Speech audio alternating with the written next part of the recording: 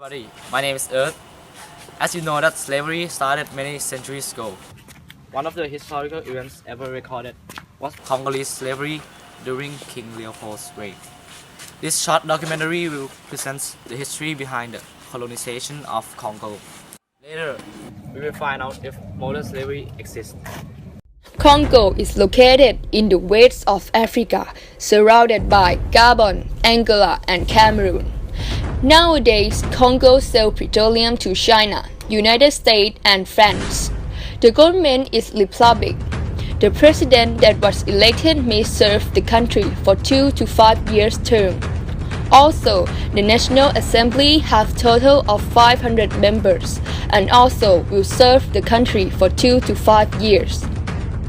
There are two groups of Congo, Pygmies and Bantaks.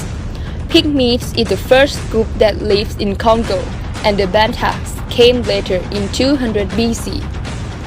Most of the Congo people believe in Christianity, and some believe in their own religion.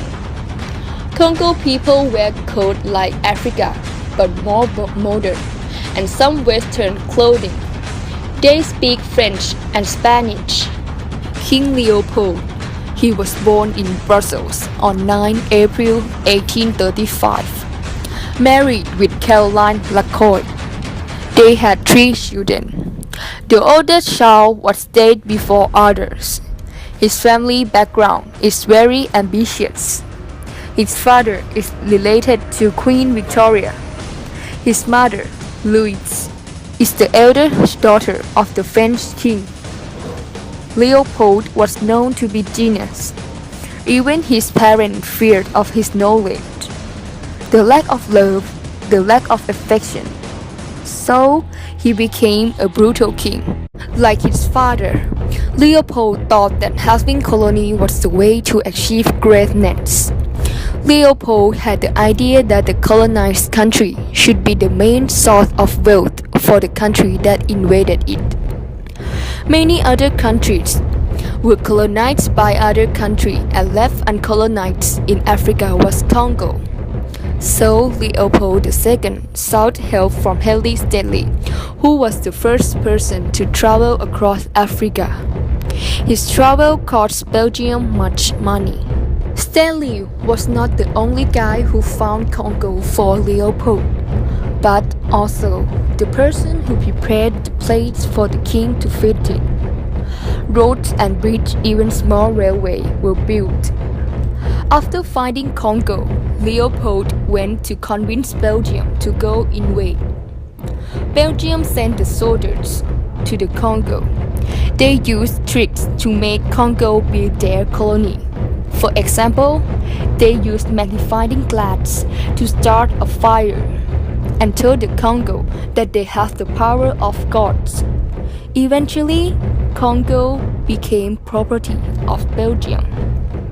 It should be like that, but Leopold took over by himself and made Congo be his personal land like his backyard. And it seems Belgium doesn't disagree with him. Over a million people were used as slaves to till rubber for Leopold, and the punishment of disobey is cutting their hands. Leopold II used them and became one of the richest men in the world on that time. On that time, at Congo, more than a million people died. Many architecture were built on that time. A palace, a golf course, a racetrack. He also built statues for himself to show how rich he was at that time.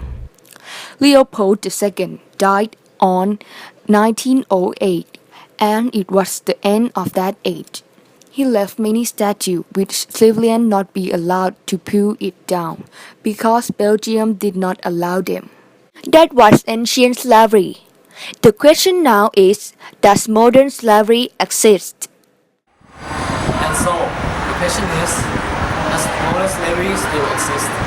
And if so, how can we tell? We asked our social studies teacher of his opinion about the topic. Modern slavery is definitely still a real problem. In fact, it exists more today in terms of raw numbers than it ever did in the time of the slave trade in the Mid-Atlantic crossing and slavery in plantations. Today, however, it exists in three main ways that I know of. There is still agricultural slavery, wherein slaves work on farms and harvest crops. It also exists now in the form of debt slavery, where if a person owes money to someone else, this is a way that they are able to pay off the debt. However, they usually do not end up paying off the debt because the goal is not to get the person that's in debt to pay it off. The goal is to keep a slave. So paying off the debt ends up being impossible. And in that way, often slaves are used for agricultural slavery. Another way is through soldiers.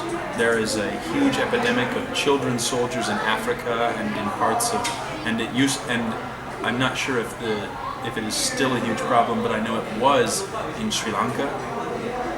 And the third and probably one of the most common ways now is sexual slavery, wherein young children and sometimes into their teens are kidnapped or sold into slavery and then become sex servants. So actually, yes, slavery is probably a worse problem now even than it was before. The only difference is most of the world recognizes it as illegal now. We presented the history behind the Congolese slavery, and also we covered a part of the burning issue on whether modern slavery exists in our era. And we cannot agree that slavery has never brought benefits to people who were enslaved.